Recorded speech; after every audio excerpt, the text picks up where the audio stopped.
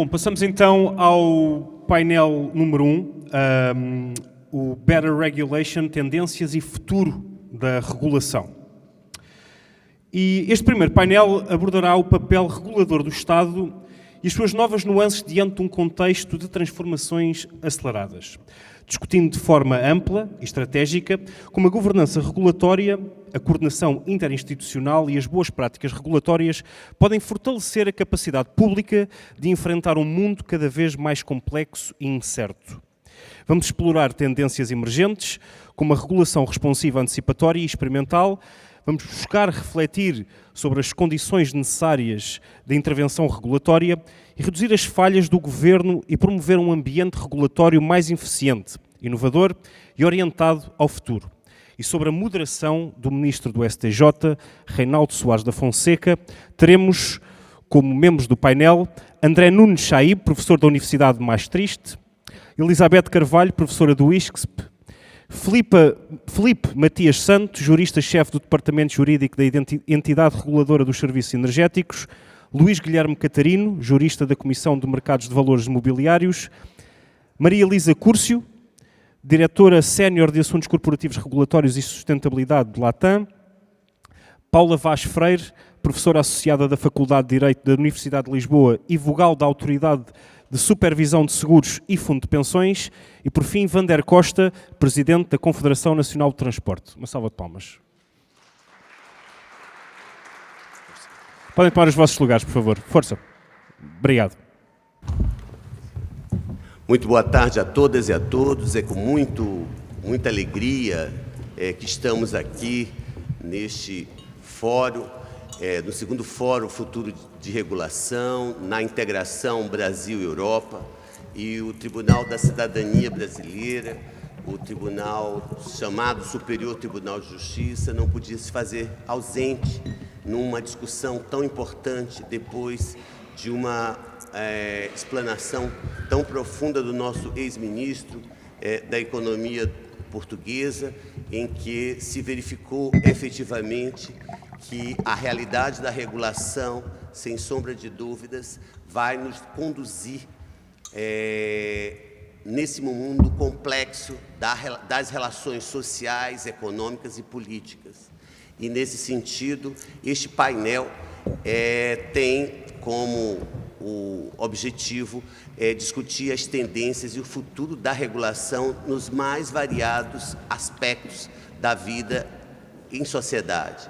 Eu quero cumprimentar não só o nosso embaixador do Brasil em Portugal, ministro Carreiro, como também o nosso representante do Tribunal de Contas da União, ministro Benjamin Ziller, e nosso querido presidente deste Fórum Brasil-Europa, que aqui se faz presente. E assim cumprimentar todos que estão aqui nos assistindo e vendo exatamente esse painel com os mais variados olhares a respeito da regulação no mundo contemporâneo, da sociedade contemporânea, e com as contribuições brasileiras e portuguesas a respeito deste tema.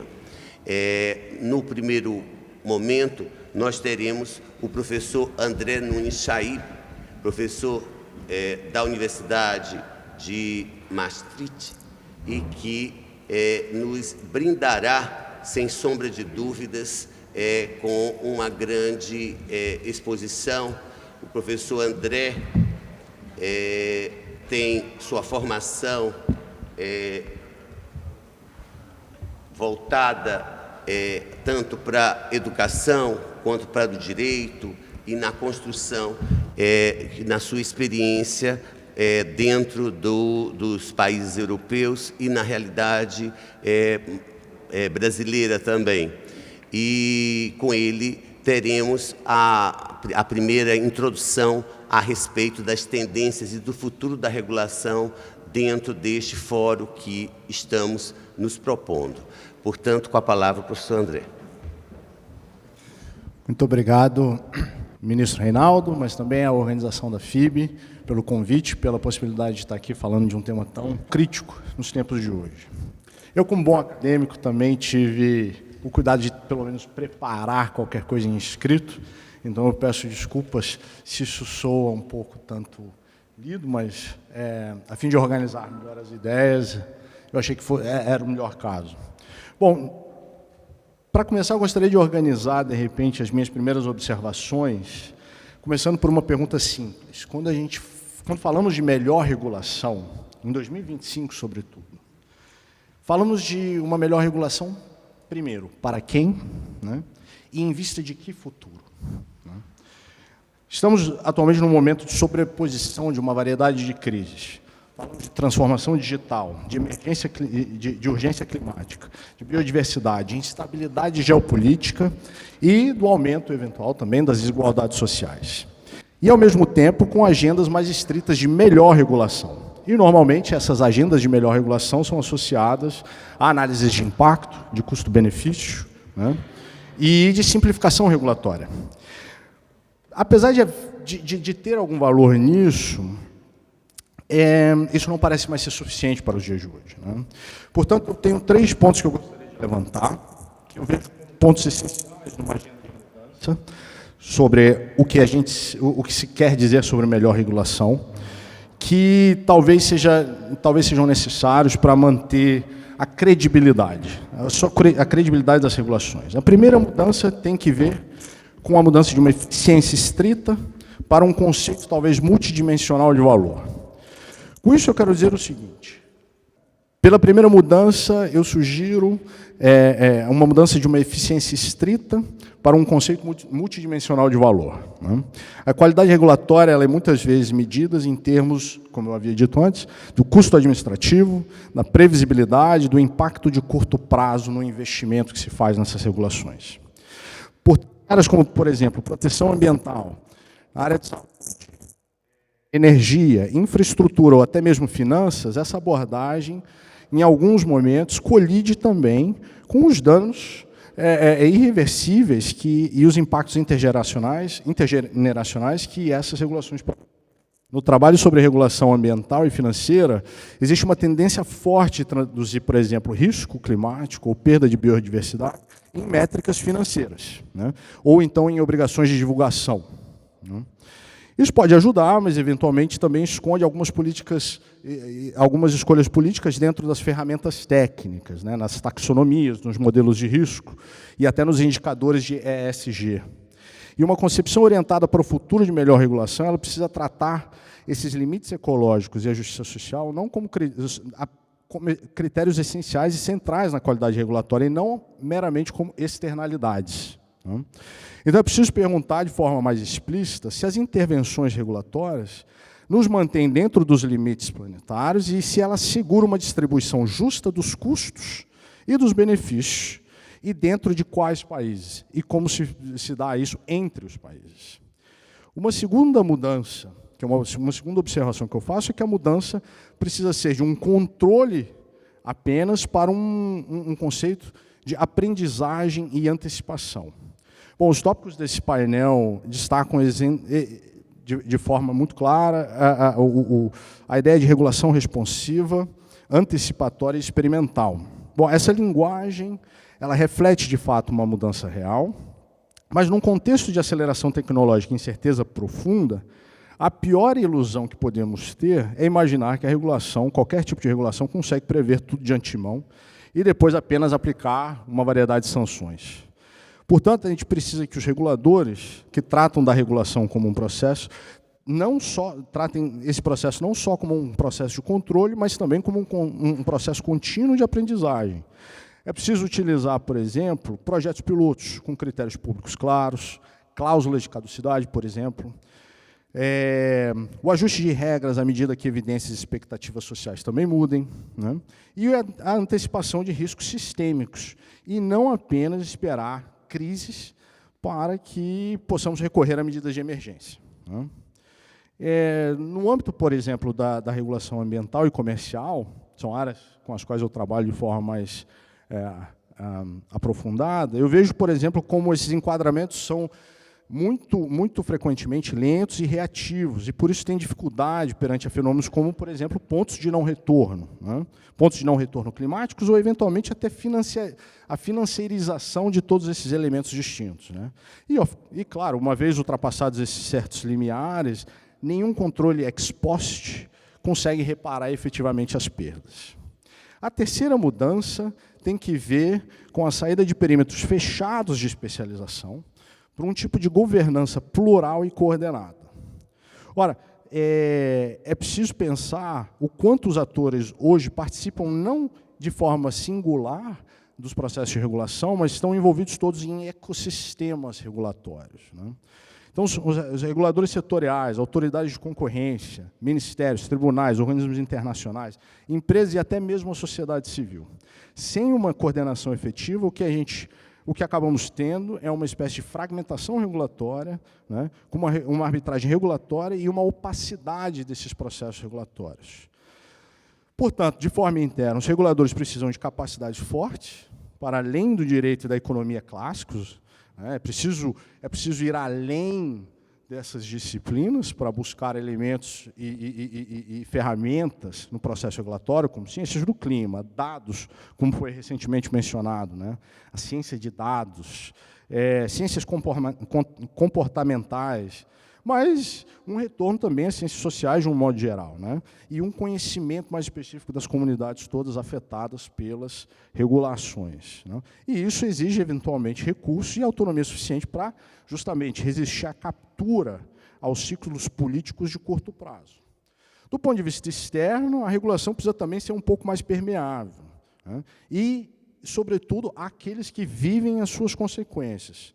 Isso inclui, por exemplo, criar condições para que trabalhadores, comunidades locais e outros grupos cujas formas de relação com todos os elementos sendo regulados tenham também acesso aos métodos e às metodologias de estabelecimento do que a gente chama de custo-benefício, né?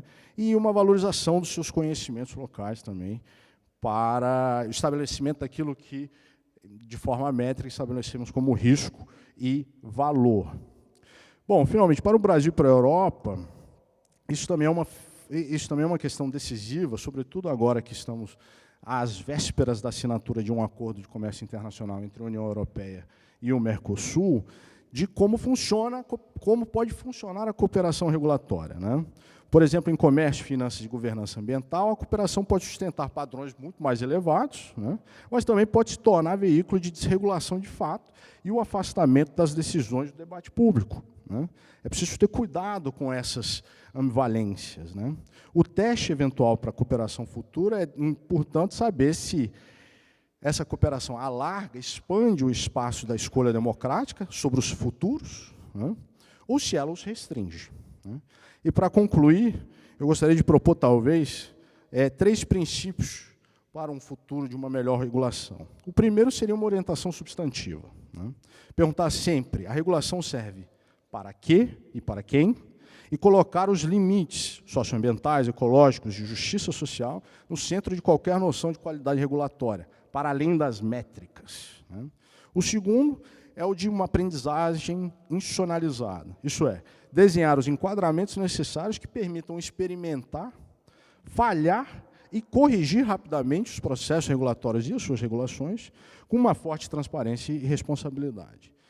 E terceiro, uma especialização democratizada e coordenação, isso é, reforçar as capacidades e autonomia dos reguladores, abri-los às formas diversas de conhecimento e melhorar a coordenação entre os diferentes setores e níveis de governança.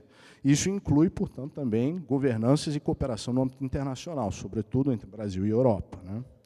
Bom, eu vou deixar por aqui, eu espero que, a partir daqui, a gente possa ter um interessante debate. Eu agradeço a todos pela atenção.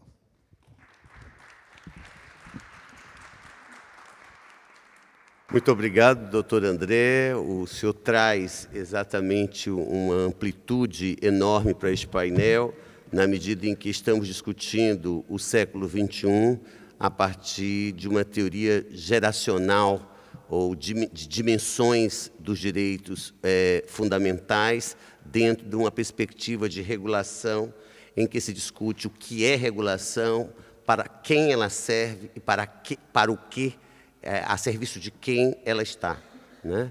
E é exatamente nessa perspectiva que nós vamos construir uma regulação que esteja a serviço da construção de uma sociedade livre, de uma sociedade justa e de uma sociedade fraterna, tal como a Constituição brasileira prevê e a nossa Constituição portuguesa, né?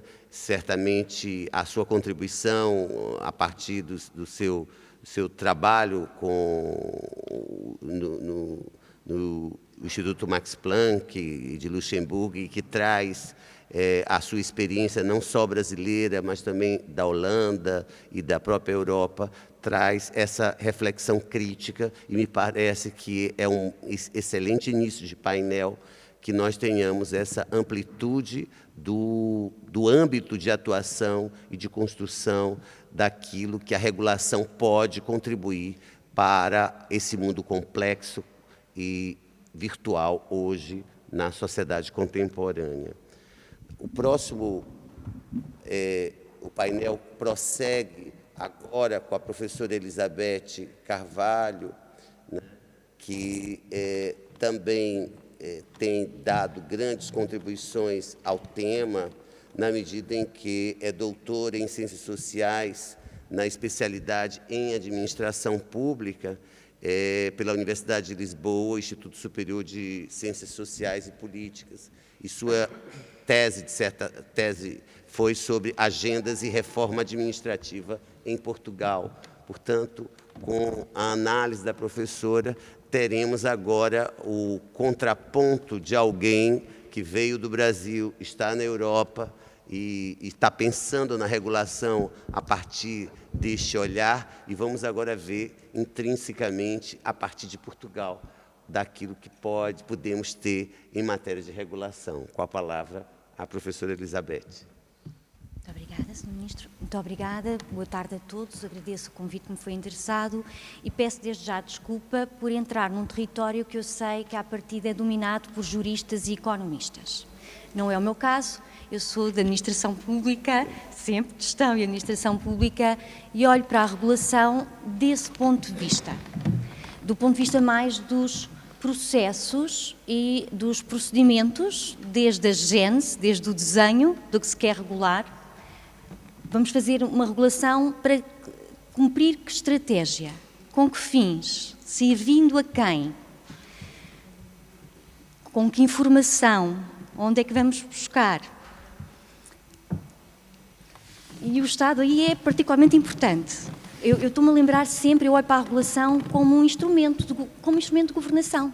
E podíamos estar aqui a olhar e falar em better regulation e dizer tendências e futuro da governação. Ou se quisermos ser mesmo muito modernos, de governança. Porque hoje em dia, governação é governança inevitavelmente. Eu ouvi há pouco o professor António Costa Silva e ele utilizou um termo que me surge sempre em mente quando falamos em regulação, que é o termo, e regulação no século XXI, que é o termo interdependência.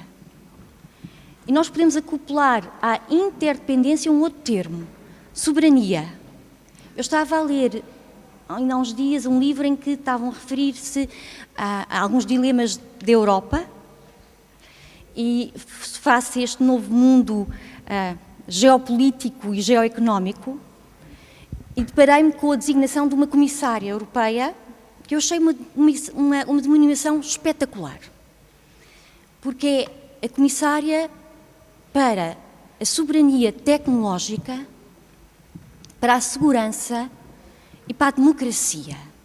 E eu pensei, olha que três áreas, que três dimensões tão interessantes de se acoplarem quando se fala da União Europeia e quando se fala da Europa.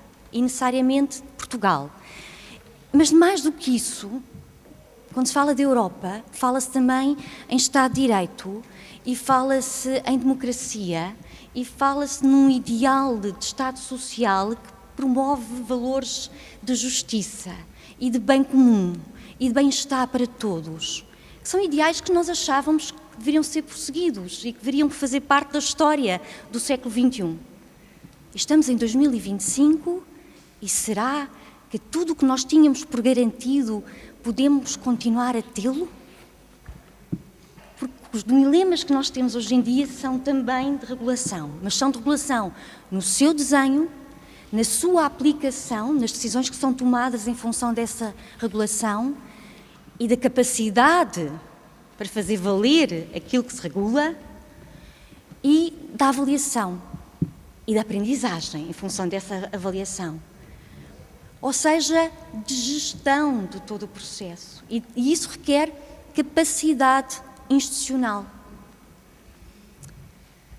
E depois surgiram algumas ideias. Porquê?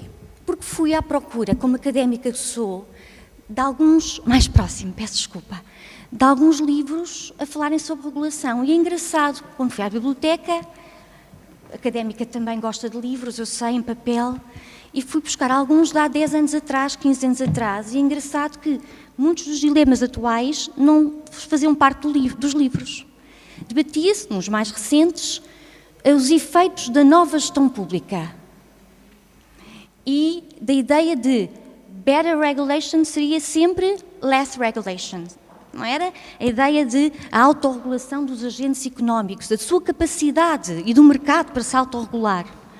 A ideia de que quanto menos regulasse, melhor, porque os mercados por si mesmos iriam gerar a riqueza e iriam conduzir à boa, ao bem-estar de todos. Quanto menos, melhor. Nova gestão pública. E, contudo, a crise de 2008 e os efeitos da crise de 2008, que ainda hoje em dia vivemos, fizeram sentir a falha dessa menor regulação e fizeram sentir, inclusive, a falha das instâncias de regulação independentes que o próprio modelo da nova gestão pública promovia. E esta questão da independência das entidades reguladoras também é importante, porque a nova gestão pública, que hoje em dia já chegou à maturidade, revela, como efeito não anunciado, mas presente, que há uma erosão dessa independência, há uma independência formal que nem sempre se converte em independência de facto, e o país que servia de benchmark para promover os benefícios dessa mesma independência está atualmente com uma política ativa de retirar parte dessa independência às entidades reguladoras, porque vê nessa independência uma diminuição da capacidade para fazer acontecer. E esse país é os Estados Unidos, e aquilo tudo o que está a acontecer nos Estados Unidos é uma política intencional de mudança do regime para garantir, de acordo com quem a promove, que os Estados Unidos vai conseguir vencer a guerra geoestratégica com a China. A outra ideia que me surgiu foi o Brexit. 2020, 31 de janeiro de 2020. O Brexit é possivelmente um bom exemplo de como a democracia nem sempre leva a decisões inteligentes, porque foi uma decisão democrática. Mas os estudos atuais revelam, e os do futuro certamente também irão revelar, que foi uma decisão não muito boa para os interesses da Grã-Bretanha. E foi tomada com base em critérios de regulação, curiosamente. Porque se eu olhar para os argumentos, a favor e contra, tinham a ver com regulação. Tinham a ver com regulação do ponto de vista económico, porque era a regulação europeia, normalmente era sempre a má da fita, e era o impedimento à competitividade das maravilhosas empresas e da economia britânica, e portanto era um voto obrigatório. E era também a regulação, mas no sentido contrário. Na União Europeia era regulação a mais. E outra regulação de outro domínio, num sentido diferente, era a falta de regulação da imigração, porque foi o outro mote para o Brexit. Vamos, através da saída da União Europeia, conseguir controlar a imigração ilegal, e diminuir os afluxos migratórios para a própria Grã-Bretanha. Não conseguiram cumprir nem um fim, nem o outro. Portanto, a regulação, quer com o sentido contrário, positivo, quer no sentido negativo, foi o bode expiatório, mas foi também também um exemplo da importância da regulação, de fazer bem a regulação e pensar bem o processo de regulação. Um outro exemplo é a Nexperia. Eu achei curiosa o exemplo da Nexperia. A Holanda atua sob uma empresa chinesa, mas na Holanda, uma empresa que revela controlar boa parte de uma cadeia de valor, e o professor António Costa Silva mencionou isso há pouco, que controla, por exemplo, a construção automóvel, o setor automóvel, não só a nível europeu, mas a nível mundial. E a China fez exercer o seu poder. Porquê? E eu vou voltar à questão da soberania. É porque a regulação tem a ver com intenções de alteração do comportamento dos agentes por parte de uma determinada autoridade. Mas para termos autoridade, temos que ter poder. É porque eu posso ter autoridade formal, mas se eu não tiver o poder para fazer acontecer aquilo que será o meu papel, para exercer efetivamente o meu papel, qual é a minha autoridade? É o realismo do mundo geoestratégico, é o realismo da política. Nós temos que ir atrás do sonho, é verdade, mas também temos que o fazer de forma realista. E por isso eu volto à questão da Europa. Onde é que nós vamos conseguir garantir a nossa soberania tecnológica? Como é que nós conseguimos garantir a nossa soberania militar, a nível de segurança? Como é que a transição para este inevitável, sem dúvida, inevitável, para esta Revolução Industrial 4.0 vai ser uma vitória se nós não trabalharmos ativamente para concretizar uma estratégia que possa garantir um papel da Europa, dos europeus e todos os países democráticos e Estados de Direito. Porque neste momento são os Estados Unidos quem controla, quem domina a soberania tecnológica, seguidos pela China. E quanto mais transitarmos para o digital, mais curioso se torna a perda dessa soberania. Por isso eu vou-me calar, para não esgotar, porque quando olho para os painéis destes próximos dias, eu diria que em cada um deles vamos discutir muitos dos dilemas e dos trade-offs da regulação, que não deixam de ser trade-offs e dilemas da governação. Muito obrigada. Salva de palmas. A professora Elizabeth traz o olhar da gestora, né? Da mulher da administração pública, em que vive o dilema, né? Não só da reserva do possível, do mínimo existencial, mas o dilema também do não, aquilo que no Brasil a gente está chamando muito de apagão das canetas, né? E o não apagão das canetas, mas, ao mesmo tempo, a realidade complexa, cotidiana do nosso caminhar social e que nos exige uma postura de regulação como instrumento de governança, inclusive, como a senhora coloca, mas, ao mesmo tempo, nos deparamos com a necessidade de uma autorregulação.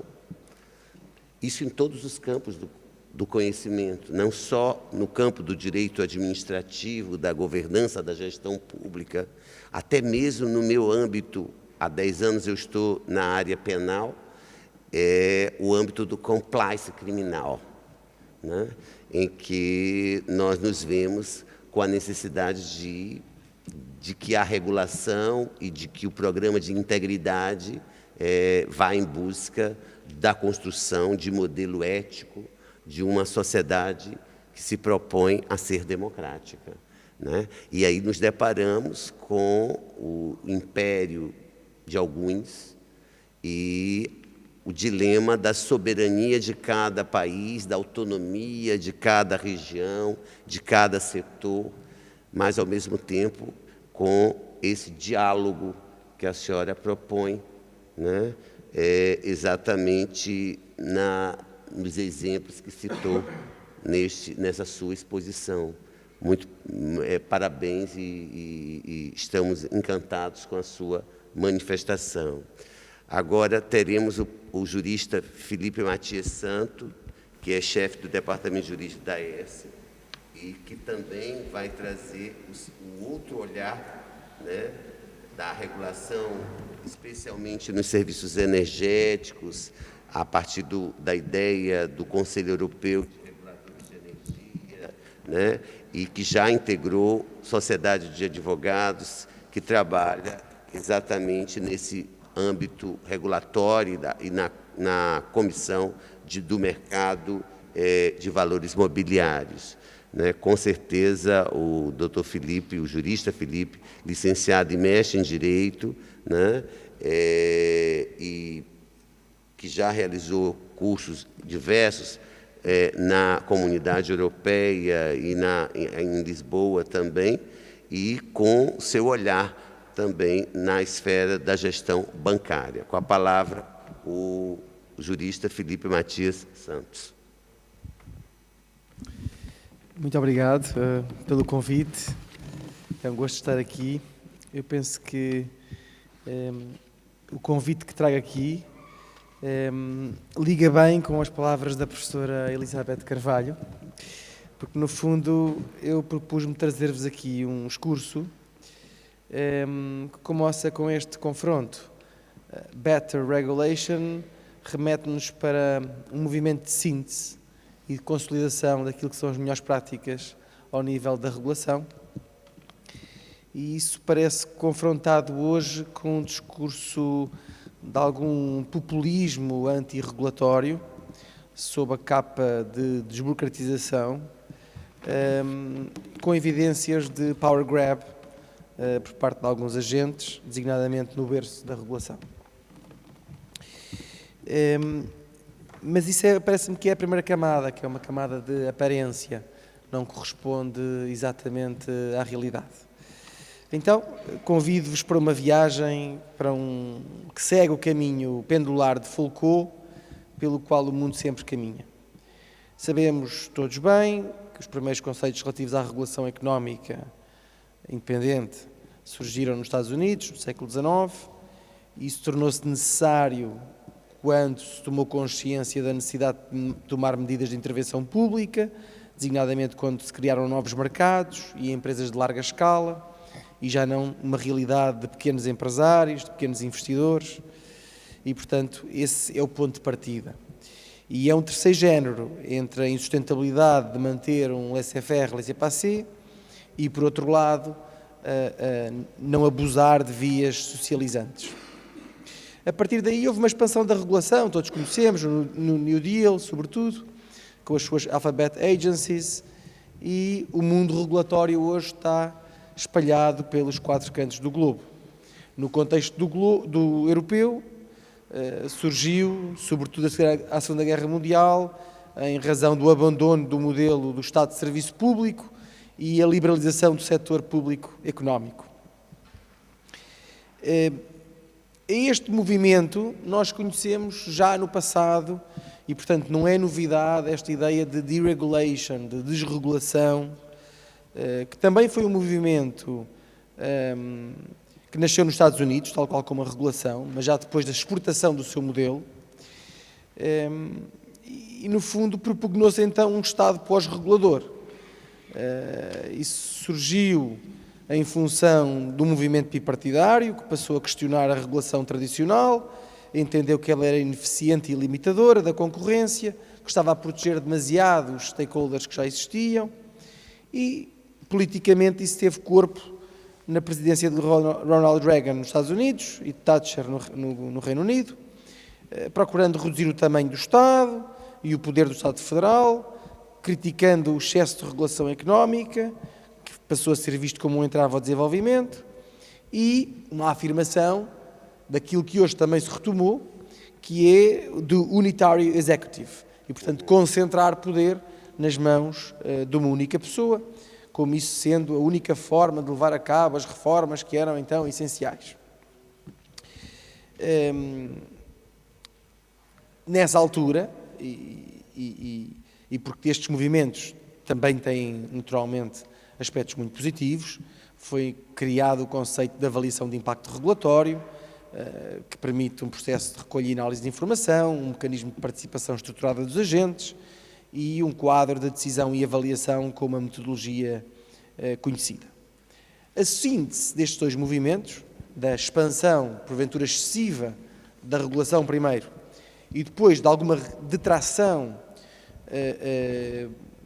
com este movimento de desregulação, foi justamente aquilo a que chamamos, no passado já, Better Regulation, nos Estados Unidos chamam-se assim, ou melhor, na Europa chamam-se assim, nos Estados Unidos muitas vezes Smarter Regulation, que pugnaram realmente por menos e melhor regulamentação, minimizando encargos, levantando barreiras regulatórias e, portanto, nasce daí a chamada neorregulação.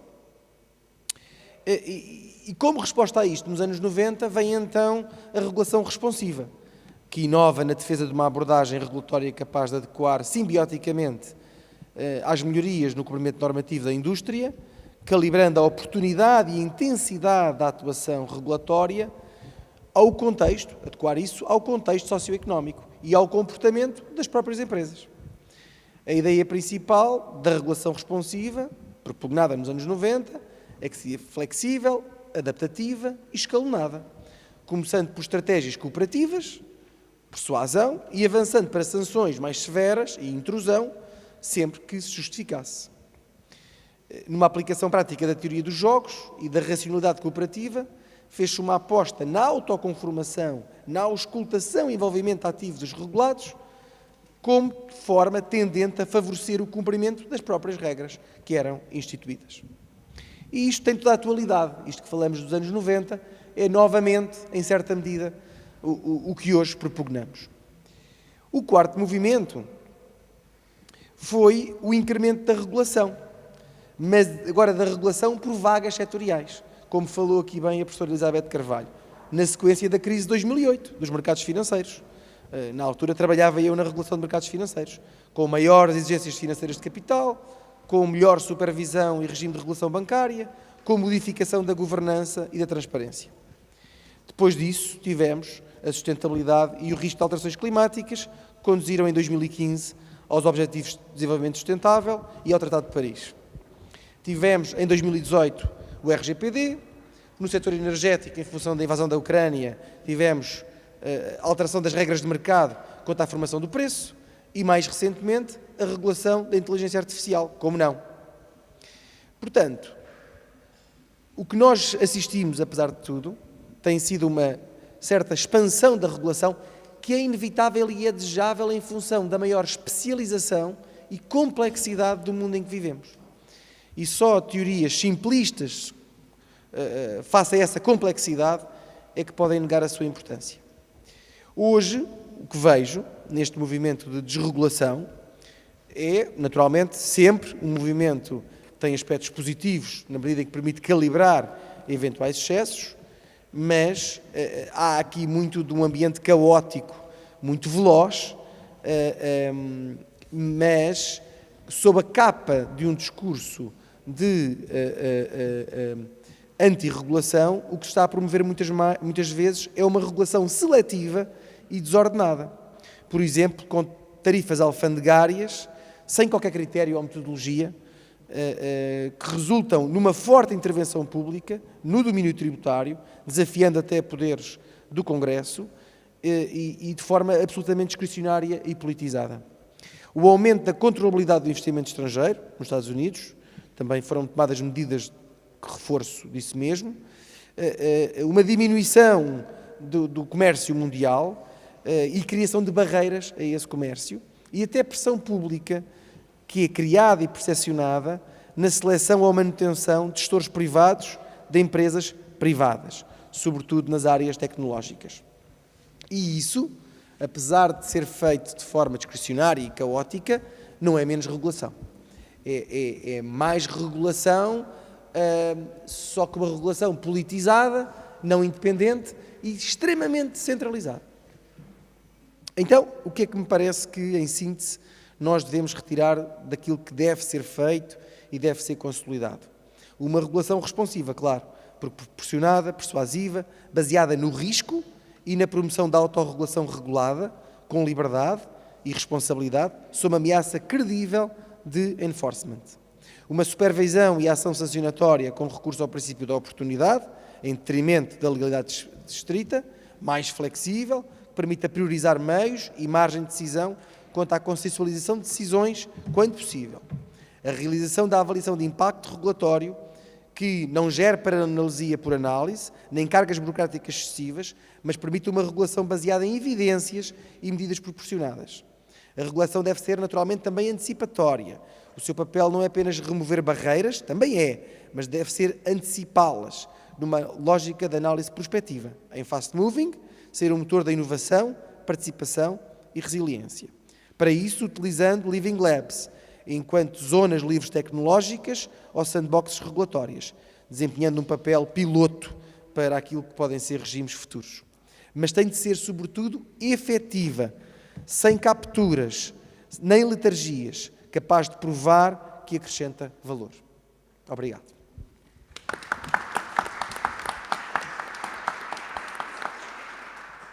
Muito obrigado, Dr. Felipe. O senhor traz essa reflexão do berço da própria regulação e dos movimentos da regulação na história e nos leva a refletir exatamente sobre esse processo de desregulação, né, como apresentado como uma grande solução e que, na verdade, nos constrói, juntamente com a fala da doutora Elizabeth, exatamente a necessidade dessa regulação responsiva e antecipatória, né? Isso é extremamente importante e nos relembra, evidentemente, que todo esse contexto está diante daquilo que temos como Estado sustentável, né, ou como sustentabilidade dentro da tendência contemporânea do século XXI e ainda mais num momento como nós estamos vivendo em busca de uma Agenda 2030 com compromissos, inclusive entre gerações, né? Nós temos a necessidade de discutir essa regulação pensando nas gerações futuras, exatamente porque elas não podem receber menos do que aquilo que nós recebemos enquanto humanidade, né? Isso daí é extremamente importante e o Dr. Felipe nos trouxe com muita precisão esse movimento de expansão, esse movimento de redução e o movimento necessário de uma regulação responsiva e antecipatória. Agora, iremos para o Dr. Luiz Guilherme Catarino, que é jurista, né, da Comissão de Mercado e Valores Mobiliários e, com certeza, trará um olhar também muito proativo e positivo a respeito desse tema. Ele é assessor jurídico da Comissão do Mercado de Valores Mobiliários, secretário do Instituto de Valores Mobiliários também, e exerceu funções jurídicas no Departamento Jurídico da Comissão e tem uma vasta atuação no âmbito do direito público e da regulação, na Faculdade de Direito de Coimbra, onde participa de muitos programas a respeito do tema da regulação e também fora daqui de Portugal, em vários ambientes europeus e, portanto, tem a palavra para trazer a sua contribuição sobre aquilo que chamamos de Better Regulation, tendências e futuro da regulação. Com a palavra, o Dr. Luiz Guilherme. Não é fácil falar depois de... Ainda bem que não sou o último, porque penso que grande parte do que havia para dizer já foi dito. E na realidade,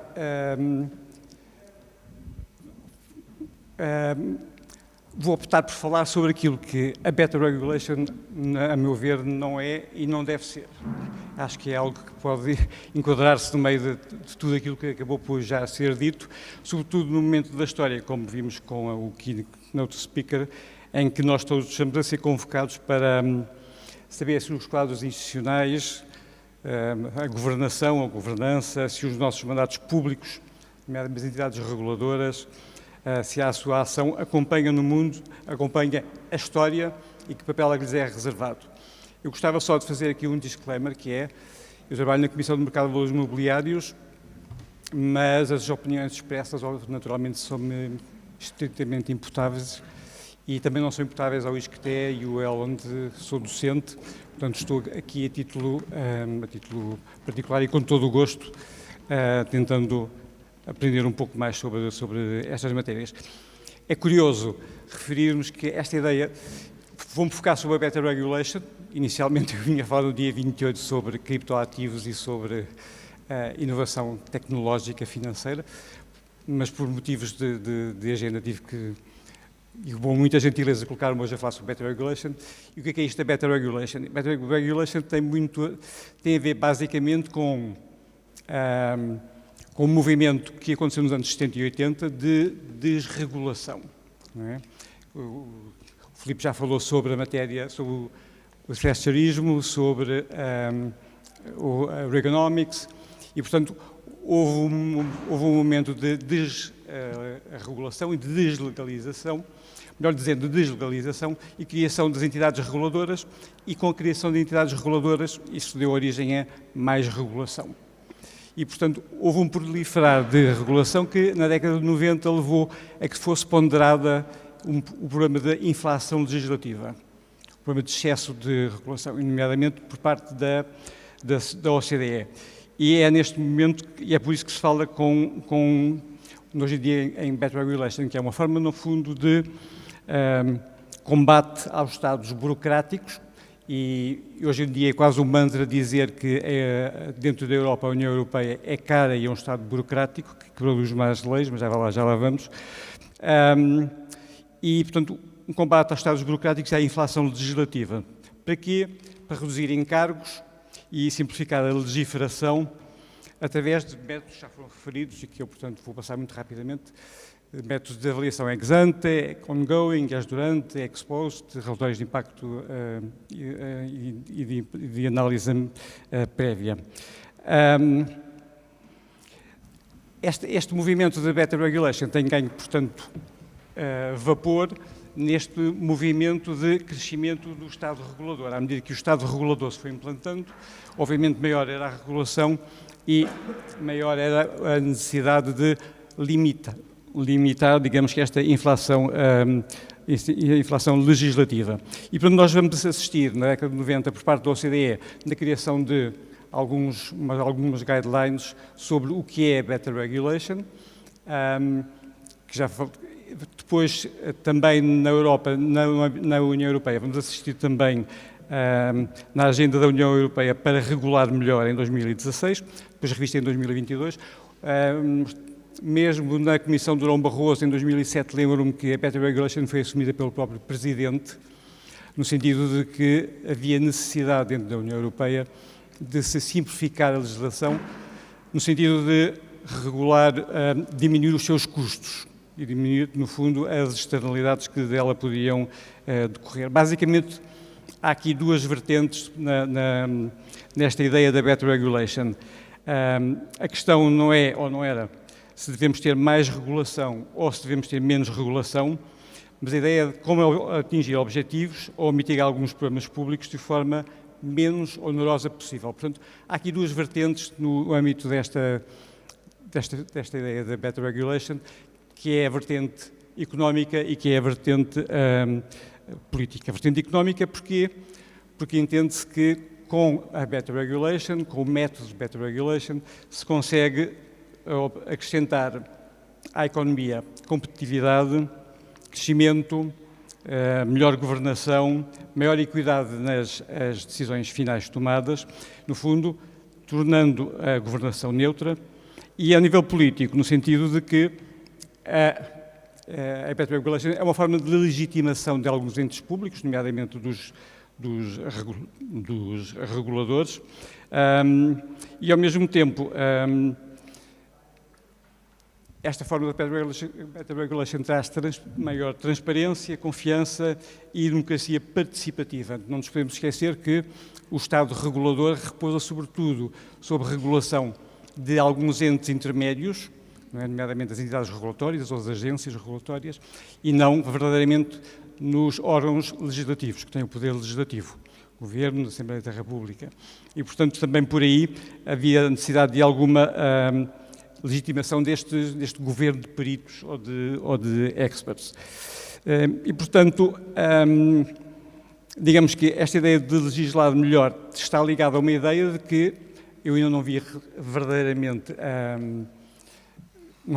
não havia ainda efeitos tangíveis, não havia ainda evidência, não havia prova de que simplificar a regulação equivale a um crescimento económico. Eu lembro-me que na altura da Comissão de Durão Barroso ter sido referido que uma simplificação da legislação da União Europeia poderia acarretar uma vantagem de 150 bilhões de euros, no sentido americano, portanto, 1.000 milhões de euros, mas verdadeiramente até hoje nunca percebi muito bem onde é que tinha sido buscado este tipo de números.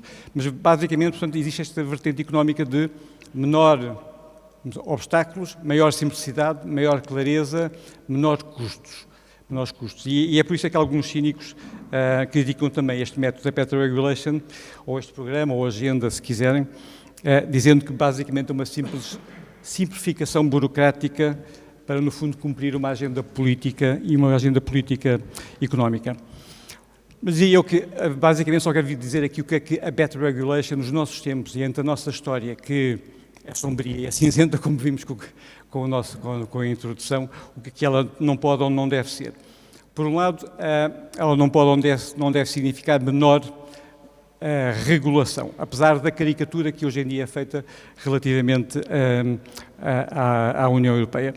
É verdade que a regulação tem impactos diretos e indiretos, que podem realmente criar alguns custos, alguns deles necessários, outros desnecessários, mas depois muitas vezes esquecemos de referir que existem benefícios públicos coletivos e é para isso que existe a regulação. E os mandatos políticos e públicos têm exatamente este escopo, que é atingir um determinado fim coletivo, e este está acima do fim individual. Acabámos de o ouvir há pouco, por isso é que eu digo que pouco me vai sobrar para falar. Portanto, não significa menos regulação, e muito menos olhar para a regulação de uma forma utilitarista.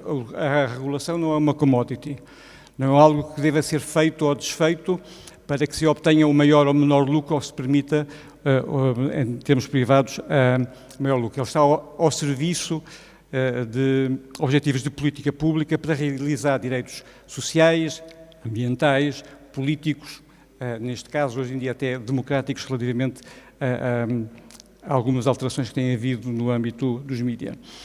Uma outra coisa que a Better Regulation não pode significar, no meu ver, é a deslegalização.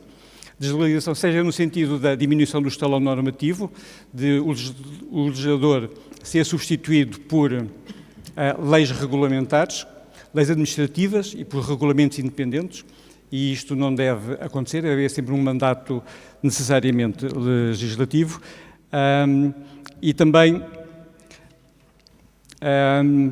não deve ser, não pode significar a regulação através de atos informais. Ou seja, falámos aqui sobre Responsive Regulation, ou regulação responsiva. A regulação responsiva está na moda desde os anos 70, não é? Com Ayres e Braithwaite, até porque era uma coisa, digamos que foi uma corrente que conseguiu completar de alguma forma o fenómeno do consenso de Washington, não é? De desregulação, privatização, abertura de setores privados dos setores económicos a toda a economia, e ao mesmo tempo, digamos, conseguiu colmatar esta abertura com a necessidade de regulação, e portanto apareceu esta teoria da regulação responsiva, que é a tal teoria que dizia o Filipe, que é adaptável, moldável, tit for tat, portanto sensível ou sensitiva, se quiserem, sem o sentido mais esotérico do termo, mas isto não pode significar de maneira nenhuma que a regulação se baseie nestes atos informais, porque há um problema de captura e porque há um problema de as agendas dos reguladores passarem a poder ser as agendas, no fundo, dos regulados. E quando falo dos desregulados, são desregulados que têm a capacidade de se autorregular e fazendo nomeadamente lobbying. E que não são necessariamente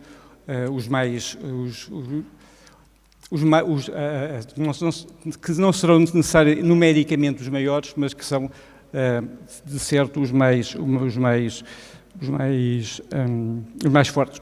Portanto, esta ideia de responsive regulation e responsive law é algo que também não deve fazer o seu caminho, embora não no âmbito da União Europeia todos nós saibamos que por recomendações, por orientações, por pareceres, por FAQs, por white papers, green papers, se tende a regular. E nós vimos isso, nomeadamente, neste momento no âmbito do ESG, eu gosto de dizer ASG, porque de ambiental, acho que é um bocadinho mais português, em que verdadeiramente existe uma proliferação imensa de legislação, mas porque é uma área de incerteza e de risco, essa legislação está a ser, no fundo, colmatada, está a ser interpretada e está a haver mesmo, digamos que,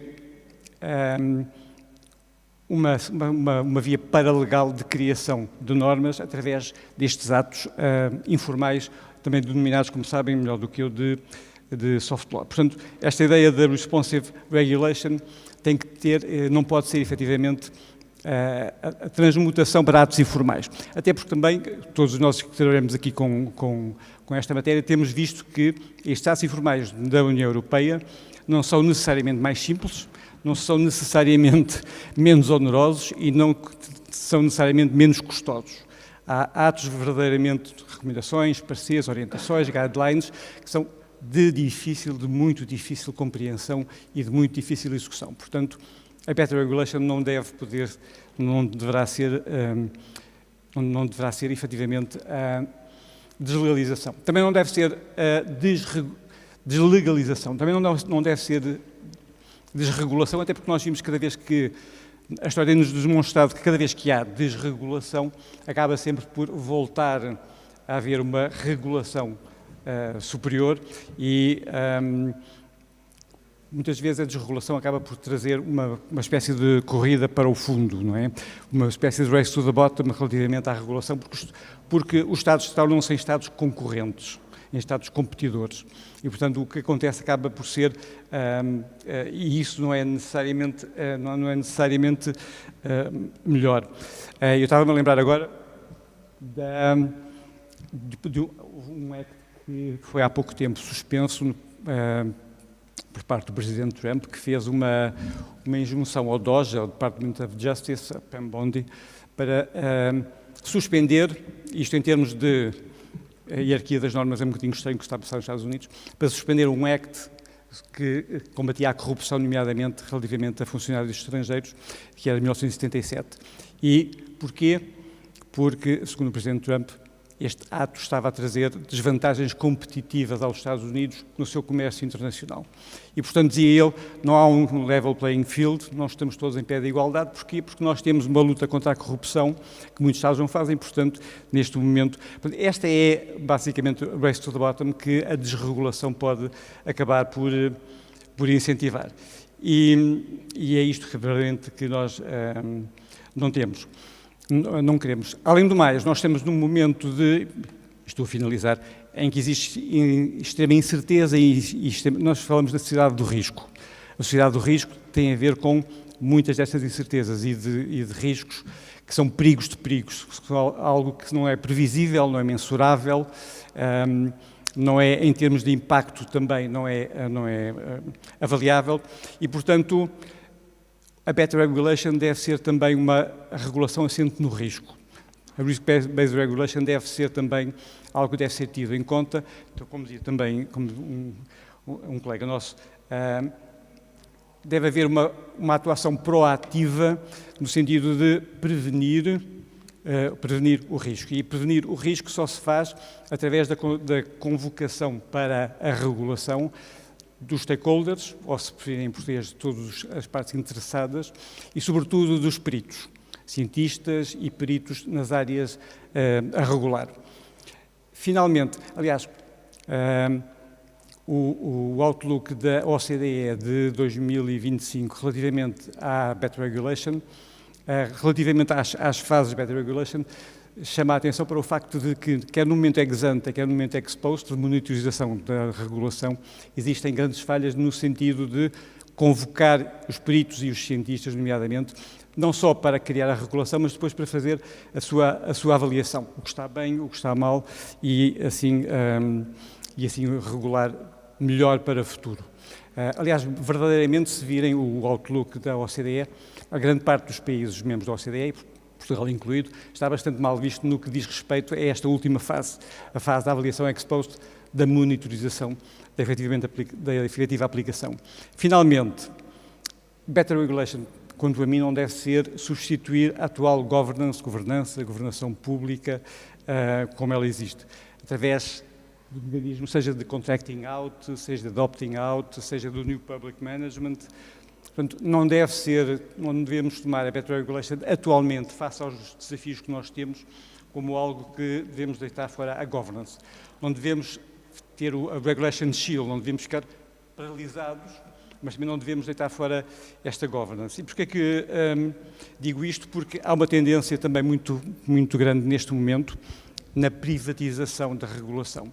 Na privatização da regulação como através da chamada meta-regulação, que é uma parte da Smart Regulation. E esta meta-regulação faz o quê? Faz, no fundo, traduz uma espécie de devolução em termos administrativos, de poderes públicos para as entidades privadas. E, portanto, o que se faz é com que sejam as entidades, as empresas, as entidades privadas a se autorregularem. Não é? E, portanto, quando nós falamos outra vez hoje em dia em autorregulação, não como nos anos 70, da autorregulação voluntária, privada, mas de uma autorregulação regulada, vinculada, em que as entidades têm que seguindo o princípio do conhece-te a ti mesmo, parte-se do princípio de que a empresa sabe qual é o risco que está a criar com a sua atividade, sabe os perigos que dela decorrem, então tem o dever de o internalizar e de o prevenir. E, portanto, começa a existir esta tendência de transformar a governance na governance pelas empresas privadas. E, portanto, hoje em dia assistimos falámos há pouco de compliance, as empresas têm planos de prevenção de riscos, de corrupção, de banqueamento de capitais, de financiamento de terrorismo, de auditoria, portanto, de sustentabilidade, agora já há o Chief Sustainability Officer, e, portanto, estamos a passar de uma governance pública, basicamente, para uma governance privada. O que leva depois a um outro problema de over-compliance, que é, nós temos as entidades privadas, ponto 1, não é líquido que elas tenham a vontade de ser nossas parceiras, nossas regulador de entidade pública, porque elas têm os seus interesses próprios e depois queixam-se, e eu tenho sentido muito isso, sobretudo nos módulos de pós-graduação, em que há muitos colegas nossos que vêm, nomeadamente do setor bancário, em que esta autorregulação regulada ou vinculada acaba por trazer um custo acrescido. E depois traz, obviamente, um outro problema, que é da fraca accountability relativamente à sua violação. Não é? E, portanto, é isto que, a meu ver, a regulação não deve a better regulation não deve ser. Para acabar, e muito rapidamente, também queria salientar, porque falámos há bocadinho que dentro da Europa, a União Europeia tem vindo a ser caricaturizada como uma comunidade de leis. É uma organização, uma internacional, regional, em direito internacional público, que faz muitas leis e que, sobretudo, as faz mal e, portanto, diz que no âmbito da Europa, a União Europeia é um custo por causa da regulação. E agora aqui termino com esta ideia de que se, ante o momento da história em que estamos, nós devemos desistir e entrar no tal regulation shield, na paralisação, ou se devemos ambicionar e continuar a regular. Melhor regulação, mas continuar a regular. Ou seja, se devemos ou não perseguir uma regulação mais ambiciosa, em termos económicos, sim, limando custos desnecessários, mas, sobretudo, em termos sociais e em termos financeiros e em termos políticos. Porquê? Basicamente por um motivo, porque também falámos há pouco, ou ouvimos falar, que o mundo está multipolar. Não há uma unidade. Portanto, se a União Europeia, neste momento, pretende ter alguma influência sobre as escolhas que sejam feitas no futuro, sobre o futuro da sociedade global, se pretende reduzir a pegada ecológica, desculpem, eu estou a acelerar para acabar, reduzir a pegada ecológica da atividade humana, se pretende alcançar os seus compromissos, redução de CO2, alterações climáticas, integrar as inovações tecnológicas, não só no mercado que eu falei, mas também das nanotecnologias, por exemplo, ou nas biologias, como tem feito, tem que pretender alterar o comportamento dos cidadãos e das empresas através de legislação e de políticas regulatórias, só que de alta qualidade. E termino só por dizer que, para quem costuma dizer que a better regulation hoje em dia deve ser menos regulação, nomeadamente para combatermos a China, para combatermos os Estados Unidos e o seu desarmamento regulatório e o seu opting out da regulação mundial, eu acredito que quem possuir hoje as regras adequadas para o amanhã, quem estiver hoje a fazer as regras que sejam proporcionais e adequadas para o futuro, para o amanhã, acabará por possuir os mercados do depois de amanhã. Esta é uma certeza. Nós, no âmbito financeiro, nós costumamos falar no Delaware Effect e no California Effect. Nós todos sabemos que as empresas financeiras que queiram menos encargos podem sediar-se no estado de Delaware. Há menos risco, há mais risco e há mais retorno. Mas também, se quiserem ter menor risco e menor retorno, podem sediar-se no estado da Califórnia. E, portanto, nós temos basicamente que decidir o que é que verdadeiramente queremos. Se é ou não estar a criar regras hoje para que os mercados sejam nossos, não hoje, mas depois de amanhã. E obrigado.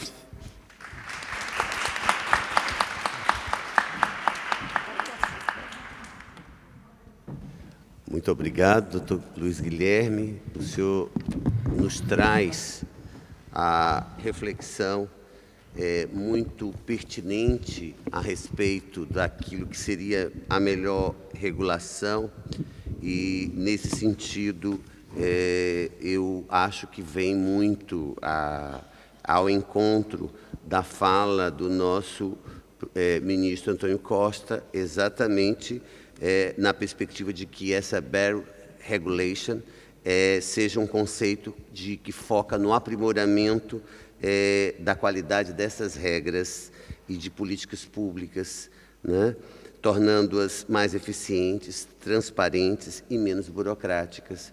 Me parece que isso é fundamental, na medida que, na prática, é um movimento global da União Europeia, da OECD, para modernizar essas regulações, estimulando inovação e crescimento, sem perder a proteção necessária, algo como nós chamamos de regulação inteligente.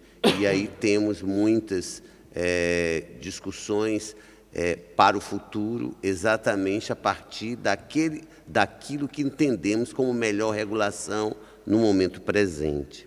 Parabéns pela sua manifestação e agora vamos ouvir também a professora Paula Vaz Freire, que vem com o seu olhar do direito econômico, do direito da concorrência, da análise econômica do direito, né? E que vem contribuindo tanto nessa área com a discussão não só das relações públicas, mas das relações privadas, inclusive, com sua produção acadêmica, tratando do tema da produção privada de bens públicos e a partir dessa ideia, mas, com certeza, vai trazer um olhar da academia e do direito econômico, da análise econômica do direito, na perspectiva daquilo que chamamos de melhor regulação. Com a palavra, a professora Paula Vaz Freire. Agradeço muito, boa tarde a todos. Antes de mais, os meus agradecimentos ao FIB por este convite que muito me honra. Faço na pessoa do professor Vitalino Canas. Gostava também de cumprimentar o senhor embaixador do Brasil e de cumprimentar o nosso moderador, o ministro Reinaldo Fonseca, Soares da Fonseca, e todos os demais que partilham comigo este painel inicial do FIB dedicado à regulação. Eu, para além, portanto, da carreira académica, desde há cerca de 6 meses que integro uma autoridade reguladora, uma agência reguladora independente, setorial. Portanto, sou membro da administração da ASF, Autoridade de Supervisão de Seguros e Fundos de Pensões. Naturalmente, portanto, que tudo aquilo que eu irei aqui transmitir não vincula esta instituição, mas são apenas, portanto, reflexões próprias. Irei focar, portanto, esta minha breve intervenção em aspectos um pouco genéricos relativos à Better Regulation, para no final deixar umas pequenas notas sobre aquilo que é o desafio da regulação que se coloca à Autoridade de Supervisão de Seguros e Fundos de Pensões, portanto, na qual tenho responsabilidades neste momento. Também a título, enfim, introdutório, queria só deixar aqui uma ideia, pegando naquilo que já foi dito, a ideia de um pêndulo, portanto, a regulação e as tendências para uma maior ou menor regulação, portanto, são como as variações de um pêndulo. Ora estamos num exagero regulatório, ora de vez em quando passamos para uma absoluta ou quase absoluta não regulação, sendo, enfim, que a presença do Estado contemporâneo existe sempre, mas, portanto, tanto do ponto de vista prático como do ponto de vista doutrinário, têm sido pendulares estes movimentos, no fundo, advogando uma maior intervenção reguladora ou a ausência de regulação. Por outro lado, também do ponto de vista da opinião pública, aquilo que me parece interessante transmitir é de que se não há sobressaltos, se os mercados estão a correr bem, isso significa, no nosso caso, no caso, portanto, de países já com uma estrutura regulatória estabilizada, isso significa que a regulação está a funcionar. Portanto, ela está invisivelmente a funcionar e faz com que não existam, de facto, disrupções graves nos mercados e disrupções que causem danos para os consumidores e, consequentemente, também para os contribuintes, que são muito mais transversais do que consumidores de determinados setores. Por isso, uma regulação como aquela que é feita na agência a que pertenço tem sempre uma missão de serviço público, no sentido de que realmente é o bem-estar social aquilo que deve ser o nosso foco. Portanto, devemos garantir que um setor de atividade, que é um setor financeiro, o setor dos seguros e fundos de pensões, pertence, como a banca e o setor do mercado dos valores mobiliários, ao setor financeiro. São mercados muito sensíveis porque se uma empresa de grandes dimensões falha, há efeitos sistémicos, e nós tivemos isso em 2028, que começou, portanto, nos Estados Unidos, propagou-se pelo mundo e fez colapsar muitas instituições que nós entendíamos que eram grandes demais para falhar, e afinal falharam. E, portanto, nessa ocasião, naturalmente, houve um clamor muito grande para mais regulação. Portanto, a pergunta que se fez foi logo onde é que estavam os reguladores que deixaram os mercados chegar a este ponto. Bom, mas feita esta pequenina introdução, aqui há algumas palavras sobre a noção de better regulation e depois, portanto, aproximar de dificuldades que vamos tendo no nosso cotidiano. Todos concordamos que uma melhor regulação é aquela que se baseia em evidências, que faz uma ponderação custo-benefício, que faz uma ponderação entre alternativas, ou seja, é melhor ir por este caminho ou ir por aquele, quais é que são os custos deste e os benefícios deste e os custos e benefícios do outro. É uma regulação que é eficiente e eficaz no sentido de as suas normas conseguirem os resultados pretendidos e, ao mesmo tempo, tem que ser uma regulação que esteja em condições de se rever.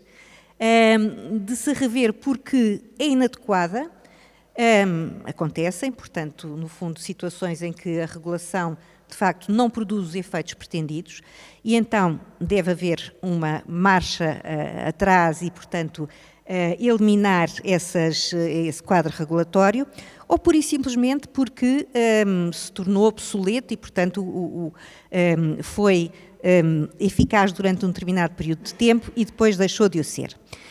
Ora, portanto, tudo isto vai ao encontro também daquela preocupação de as políticas regulatórias deverem ser bem concebidas e esse desafio é tanto maior quanto, de facto, o contexto for mais desafiador. E estamos perante desafios em termos económicos, em termos sociais, de que já se falou aqui amplamente, não me vou repetir, e, portanto, a regulação tem de saber tê-los em conta e ir ao encontro, portanto, dessas respostas para um determinado contexto. Ora, em 1995, os documentos da OCDE, que são, enfim, fundamentais em termos de regulação, falavam numa reforma regulatória. Estávamos num contexto em que, de facto, enfim, esta inversão, portanto, para uma desregulação, um aliviar da regulação era reclamado pelos agentes económicos, mas, enfim, também rapidamente as coisas evoluíram, ou mais rapidamente do que seria desejável, para se perceber que essa reforma da regulação não podia ser uma desregulação, mas sim uma efetiva reforma da regulação. E então começaram a surgir estas ideias de better regulation. Num documento da União Europeia, da Comissão Europeia de 2019, é a primeira vez, portanto, que é utilizada a expressão better regulation. 3 anos depois, em 2022, já era utilizada outra expressão de smart regulation, e aquilo que se pretende é ter uma visão holística, é olhar para o processo regulatório, portanto, como um processo produtivo, se quisermos. Nós estamos a produzir normas, estamos a condicionar os comportamentos dos agentes económicos e, portanto, devemos olhar para o processo produtivo, para este processo como um todo. Ora, um dos aspectos que muitas vezes, enfim, nós não evidenciamos, mas que naturalmente temos que ter presentes, são os custos da regulação. E os custos da regulação são não apenas os custos financeiros, como, por exemplo, os encargos que impomos às entidades reguladas. Portanto, no caso dos seguros, desde as taxas de supervisão até às obrigações de reporte de determinadas, portanto, determinadas informações que têm que ser prestadas à entidade reguladora. Os próprios mecanismos de governação, portanto, o Compliance Officer, portanto, todo o conjunto de mecanismos de governação que são exigidos às empresas que estão num determinado setor de atividade, tudo isso são custos financeiros. Os próprios custos de funcionamento das autoridades, das entidades reguladoras, e depois temos custos indiretos, e esses são muito significativos muitas vezes. E esses custos indiretos são os custos que podem comprometer, aqueles que comprometem a concorrência e a inovação. Aos meus alunos enfim, da faculdade, nas várias disciplinas, a propósito da regulação e de um pontapé de saída para a desregulação nos Estados Unidos, Há um autor fundamental, que é o Alfred Kahn, que foi responsável pelo setor da aviação civil, pela Agência Reguladora da Aviação Civil nos Estados Unidos, portanto, ele, quando integrou essa agência, chegou à conclusão que a regulação era muito pesada. Portanto, essa regulação muito pesada, ele entendeu que deveria ser aligeirada. O que é que aconteceu? Bom, aconteceu naturalmente que houve muito mais concorrência, portanto, muito mais operadores entraram no mercado, porque conseguiam cumprir os requisitos para entrar no mercado. Houve, naturalmente, um grande benefício para os consumidores. Ou seja, isto demonstra que a regulação não estava a funcionar de acordo com o interesse público, não estava a funcionar a bem da comunidade, mas estaria, quanto muito, a funcionar a bem de alguns operadores que já estavam instalados no mercado. Ora, temos que evitar estes custos, que são custos para a concorrência e para a inovação. E também não é por acaso que os Estados Unidos têm, na sua agenda mais recente, um pressuposto de que devem evitar a aplicação da regulação europeia em matéria de tecnológicas às empresas, às Big Tech norte-americanas. Ora, isso, portanto, já tem sido, no fundo, conversado ao mais alto nível, com adiamentos sucessivos de entrada em vigor, portanto, dessa regulação. Ao mesmo tempo, no fundo, nós poderemos dizer assim, olhar para a Europa e dizer assim, então, se calhar, as empresas tecnológicas europeias não se desenvolvem porque o ambiente regulatório é muito pesado, muito denso. Não sei se é assim, porque isto, enfim, careceria de prova, portanto, esta demonstração enfim, porque há, de facto, uma vantagem competitiva já dos Estados Unidos que seria difícil de alcançar por parte das tecnológicas europeias. Seja como for, estes custos sobre a inovação e a concorrência são custos muito significativos e o regulador tem de ter em mente este aspecto. A OCDE, em 2025, no estudo que já foi aqui falado, portanto, sobre a regulação nos Estados-membros, nos Estados que compõem a União Europeia, assinalou diversas melhorias. No fundo disse, há muito a fazer ainda para a regulação a nível da Europa. Haverá que envolver de uma forma precoce os interessados, os tais stakeholders, desde os consumidores, associações de empresas do setor, associações de consumidores, etc. Portanto, mas envolvê-los numa fase precoce. As consultas públicas, que são algo que os reguladores fazem, enfim, e que é uma prática de boa regulação, por exemplo, não lhes é dada a devida sequência e muitas vezes é um proforma e, portanto, não é nem sequer muitos contributos são incorporados, nem é explicado porque é que esses contributos não são incorporados e, portanto, a esse nível também haverá que melhorar estes aspectos. E um outro aspecto, entre outros, que eu não vou aqui estar a amassá-los com mais melhorias da regulação ou do quadro regulador europeu, mas um dos aspectos tem a ver com o regulate and forget. Ou seja, há muita coisa, muita norma obsoleta, muita norma que já não é aplicável, que já perdeu todo o seu sentido ou cuja eficácia é muito diminuta e que se mantém. Não há uma verdadeira avaliação de todas as normas que foram feitas ao longo dos tempos e, portanto, eliminar aquelas que se encontram desajustadas. Portanto, este também foi um dos aspectos críticos que foi suscitado. Em relação a Portugal, esse relatório evidencia aspectos positivos, como, por exemplo, as análises de impacto terem sido obrigatórias, portanto, para a nível legislativo desde 2017, as consultas públicas, mas, portanto, de facto, ainda há outros aspectos, designadamente a análise ex post, como aqui foi referido, que se encontra numa fase de maior deficiência, isto é mais fácil colocar as normas,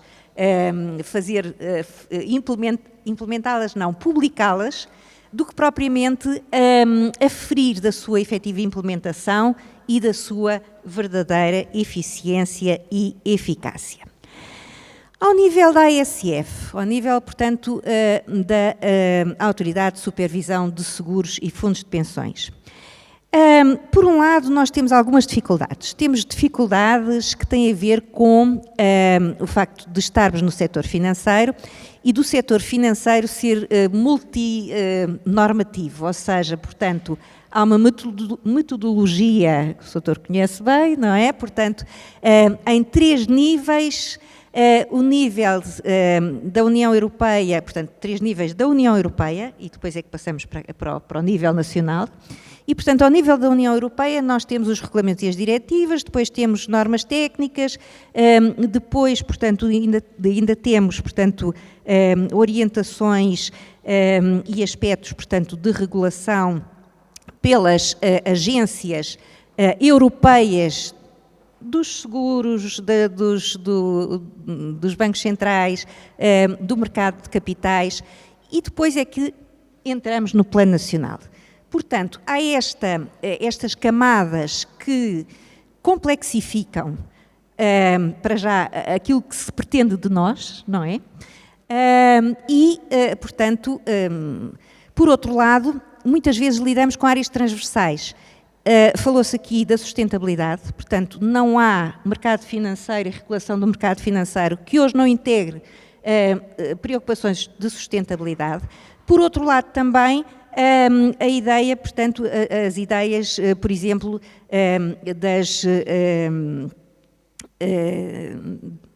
as ideias de alterações, das alterações climáticas, portanto, também, no fundo, aqui estarem presentes. Só mais 2 notinhas. Portanto, ao nível da ASF, nós temos, ao nível da regulação dos seguros, nós estamos desafiados por 2 aspectos estruturais muito importantes. Por um lado, a demografia. Nós sabemos que Portugal, portanto, é um país com uma pirâmide demográfica, enfim, pouco saudável, com muitas pessoas, portanto, com uma idade elevada. Isto significa para os seguros mais cuidados de saúde e a necessidade, portanto, de assegurar pensões durante mais tempo. Por outro lado, temos outro grande desafio que tem a ver com as alterações climáticas, justamente, e com aquilo que se chama o Protection Gap. Muitas das nossas casas, dos nossos bens, não estão devidamente protegidos contra fenómenos climáticos extremos e o Estado, conjuntamente com os agentes económicos e conjuntamente com o regulador, portanto, terá de repensar estes aspectos. Ora bem, o que é que nós temos feito na ASF? Temos, por exemplo, feito um levantamento de todas as normas reguladoras, desde o anterior Instituto de Seguros de Portugal até à atual ASF, para fazer esta simplificação. Temos, no fundo, feito metodologias de análise de impacto regulatório. E teremos que incorporar, naturalmente, aquilo que serão as tendências da evolução da regulação. E que vão no sentido da simplificação. A União Europeia está atenta a isto e a União Europeia tem, no âmbito da estratégia Bússola para a Competitividade, que é uma declinação do relatório Draghi, aponta para a simplificação. porque entende que é um custo das empresas, um custo que as normas europeias impõem às empresas e, portanto, até 2029, reduzir esta burocracia em 25% para as grandes empresas e em 35% para as pequenas empresas. A regulação deve ter uma lógica de proporcionalidade, isto é, não se pode exigir o mesmo a uma empresa de seguros de grandes dimensões do que a uma empresa de seguros de pequenas dimensões, e isto aplica-se a todos os setores, naturalmente. E depois outra tendência será incorporar, portanto, primeira tendência, simplificação, segunda tendência, incorporar os desenvolvimentos tecnológicos na atividade reguladora. Por exemplo, se nós, até, portanto, estas duplicações de normas, poderemos muito mais facilmente alcançá-las, a própria redação dos diplomas, tudo isso, portanto, o próprio compliance por parte das empresas, portanto, utilizando ferramentas de inteligência artificial, de tratamento de dados, tudo isso, portanto, será muito mais eficaz e, portanto, essa uma tendência da regulação com vista a uma melhor regulação. Muito obrigada.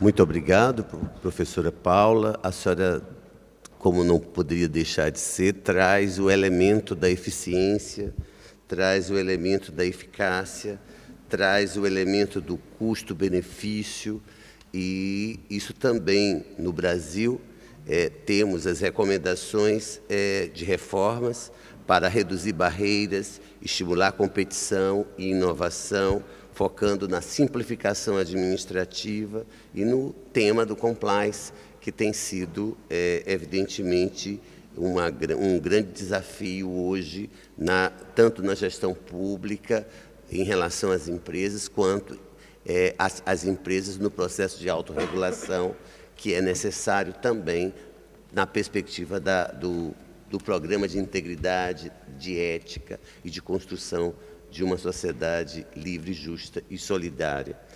Tanto isso que agora vamos ouvir o nosso Brasil, na pessoa do Dr. Wander Costa, presidente da Confederação Nacional do Transporte, que também esteve à frente, isso até 2027, pelo menos, né, Dr. Wander, mas que já também esteve à frente de instituições importantes no estado de Minas Gerais e traz a sua experiência em relação a esse estado que é a síntese do Brasil, porque tem realidades de todo o Brasil e só não tem contato territorial com o extremo sul do país.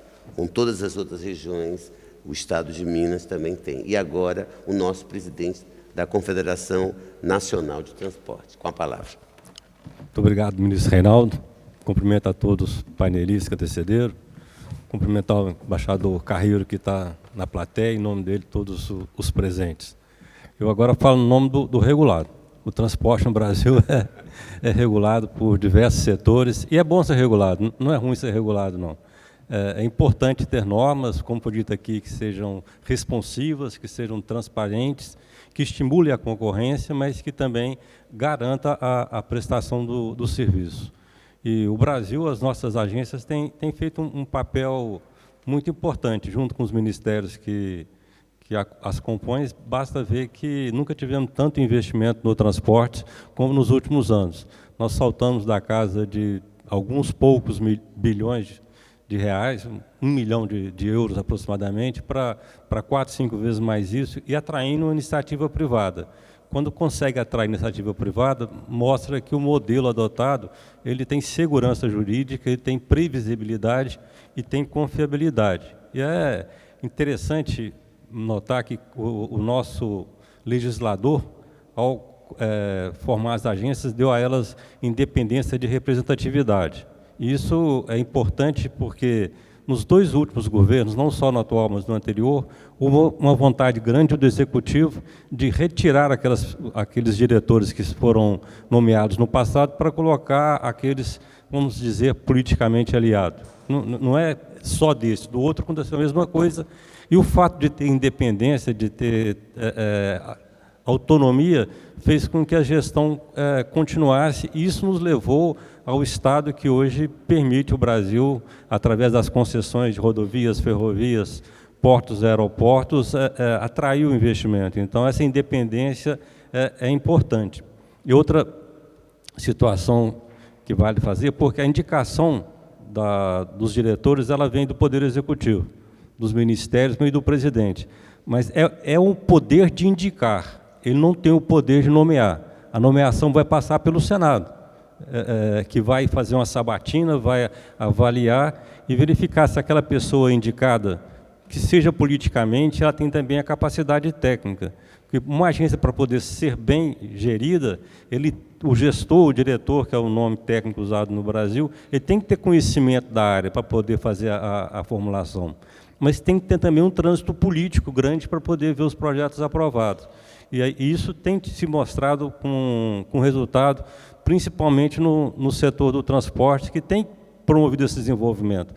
Nós estamos construindo, fazer concessões de rodovias, agora até recentemente o Portugal está investindo no Brasil através de um processo de concessão, especificamente do túnel de Guarujá, uma união onde levou o Estado do Brasil, pelo governador Tarcísio, que é de uma linha mais à direita, junto com o governo do Lula, que é mais à esquerda, mostrando que o pensamento para o país ele tem que superar as ideologias. As ideologias elas têm um espaço na época das eleições. Depois da corrida da eleição, os eleitos têm que tomar posse e trabalhar para o desenvolvimento econômico e social do Estado, do país que foram eleitos. Então, é um modelo que tem dado certo e a gente espera que seja desenvolvido. E a preocupação com gerações futuras é uma preocupação do setor do transporte. Sempre que fala em descarbonização, fala do transporte, e o Brasil está um pouco à frente do mundo. No mundo, o nosso setor ele é responsável por 20 e alguma coisa por cento da emissão de gases de efeito estufa, no Brasil está pouco mais de 10%. Mas por que isso? É porque nós começamos a descarbonizar, principalmente a linha leve, automóveis, 50 anos atrás com o álcool. O álcool é um combustível neutro, porque apesar da queima na combustão dos automóveis gerar gases de efeito estufa, o que é recolhido de carbono da natureza durante o plantio de cana ou de milho faz a compensação. Então, nós temos a possibilidade de ter um transporte neutro. E aí vem falar de regulamentação. Da emissão do transporte, metade é veículos leves motos, automóveis e caminhões de baixa capacidade. E a gente apresentou lá na COP30, em Belém, recentemente, um estudo da coalizão, mostrando que, por acaso, houver incentivo na alteração da matriz de transporte do Brasil, de forma clara, incentivar o transporte aquaviário, incentivar o transporte ferroviário, a gente vai estar reduzindo muito a emissão de poluentes por quilômetro rodado. É uma opção que é possível. E no transporte de pessoas, a mobilidade urbana que é muito importante para poder fazer. Aqui na Europa a gente vai e temos orgulho de brasileiro falar que andamos com transporte público que não fazemos no Brasil. É porque o transporte público ele tem previsibilidade, ele tem segurança e ele tem conforto para poder fazer. Nós não precisamos de reinventar o modelo para o Brasil. A gente tem que copiar o modelo que dá certo e só tropicalizar eles para poder funcionar. Então, é duas coisas. E outra situação também é que os veículos pesados que são produzidos hoje no Brasil, eles poluem 90% menos que os veículos de 15 anos atrás. Então, renovar a frota é necessário, e aí é política pública que tem que vir. A gente tem que vir com a regulamentação do governo, não é para poder tirar o veículo velho, o veículo de pobre circulação, é ter responsabilidade ambiental e tirar o veículo que polui de circulação. Não adianta colocar um carro elétrico que do lado dele tem um veículo 20 anos atrás poluindo o dobro. É mais racional ter um incentivo para que esses veículos que poluem, que não têm segurança, eles sejam retirados para podermos cumprir o projeto das gerações futuras, que é um transporte público de qualidade e que polua menos, que seja mais responsável com a emissão de poluentes. A CNT, junto com outros parceiros, entregou o inventário do transporte, que é para poder medir e falar o que é que está poluindo no Brasil. São trabalhos públicos, está no nosso site, e o trabalho da colisão que mostra justamente isso. Fala-se muito em eletrificar a frota, mas temos soluções mais eficientes e mais baratas.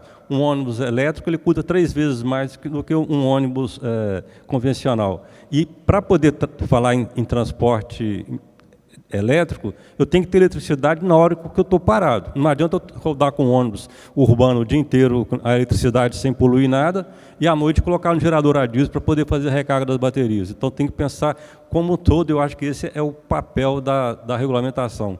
Especificamente nas agências que cuidam de setores pontualmente, mas pensando de forma mais ampla, a regulamentação via legislação, via Constituição Federal, para permitir que a gente tenha um futuro de regulamentação. Então, essa é a minha visão, como fazer uma better regulation, é fazer com que ela seja responsiva, que ela seja viável, que ela promova a concorrência, mas que também pensa na sustentabilidade ecológica do país. Muito obrigado.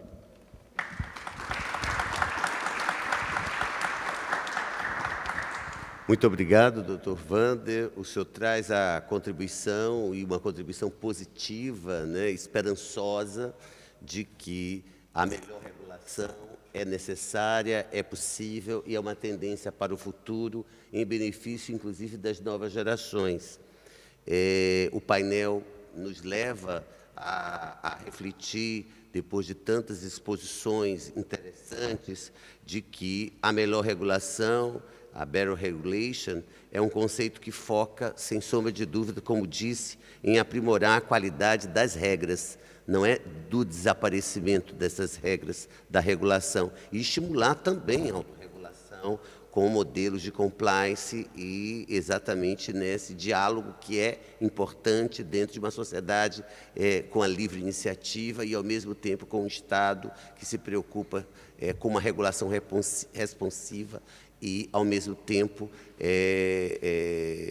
construtora, evidentemente, e renovadora da própria livre iniciativa, com a qualidade de regras de políticas públicas, como vimos hoje nas exposições, tornando-as mais eficientes, transparentes e menos burocráticas. E o objetivo de tudo isso, sem dúvida nenhuma, agora de uma forma prática, depois dessa exposição do regulado, né, que é reduzir custos e barreiras para empresas, especialmente pequenas, né, sem abrir mão de proteger o interesse público na saúde, o meio ambiente, os consumidores, como a professora Paula trouxe, né, e simplificar processos, usando essa tecnologia da digitalização, da automação, da inteligência artificial como instrumento de governança, inclusive, né, e focando em resultados, a partir dessa análise da eficiência e da eficácia que se espera das políticas públicas e das relações privadas dentro de uma sociedade democrática, né? E ao focar em resultados, não só em cumprir regras, e é a fala do Dr. Wander, né? Mas, evidentemente, de cumprir essas regras em benefício de uma regulação simplificada, mas, ao mesmo tempo, de uma regulação que constrói aquilo que todo o social espera da governança, né? E espera daqueles que elaboram as leis, né? E engajar os stakeholders, inclusive ouvindo empresas, cidadãos e especialistas antes de criar leis, né? Eu falo que isso seria a regulação inteligente, né? Aquilo que nós esperamos dessa regulação, que alguns dizem que é regulação adaptativa, né? Mas, na verdade, é uma regulação que vai ter que ter como perspectiva a harmonização global, porque estamos num estado virtual, numa era virtual, onde há maior pressão para regras unificadas, inclusive, né? Facilitando compliance para as multinacionais, bem como uma adaptação local em razão, evidentemente, dessa perspectiva, sem esquecer a governança ambiental e social, onde as empresas precisam reportar práticas de sustentabilidade e mudanças climáticas e inclusão. Eu acho que, com essas considerações, nós podemos dizer que o nosso painel foi muito produtivo. Estamos de parabéns, a comunidade portuguesa e os amigos portugueses deram um verdadeiro show em matéria de regulação, e nós, brasileiros, aqui aprendemos muito, né, professor André, né, professor Dr. Wander, exatamente com essa perspectiva de tendências e futuro da regulação. Eu queria agradecer uma vez mais a FIB pelo convite, por essa oportunidade, mas não sem antes registrar também uma referência especial ao ministro Bruno Dantas, ao professor Bruno Dantas, que aqui se encontra e que também é meu colega na academia brasileira, né? Ele na UERJ, eu na Universidade de Brasília, ele na Universidade Estadual do Rio de Janeiro e eu na Universidade de Brasília, e nós dois na Universidade 9 de Julho, Uninove, trabalhando juntos, né? E, portanto, estão todos de parabéns. Eu agradeço a cada um em especial e espero que o nosso painel tenha contribuído para esse debate. Muito obrigado.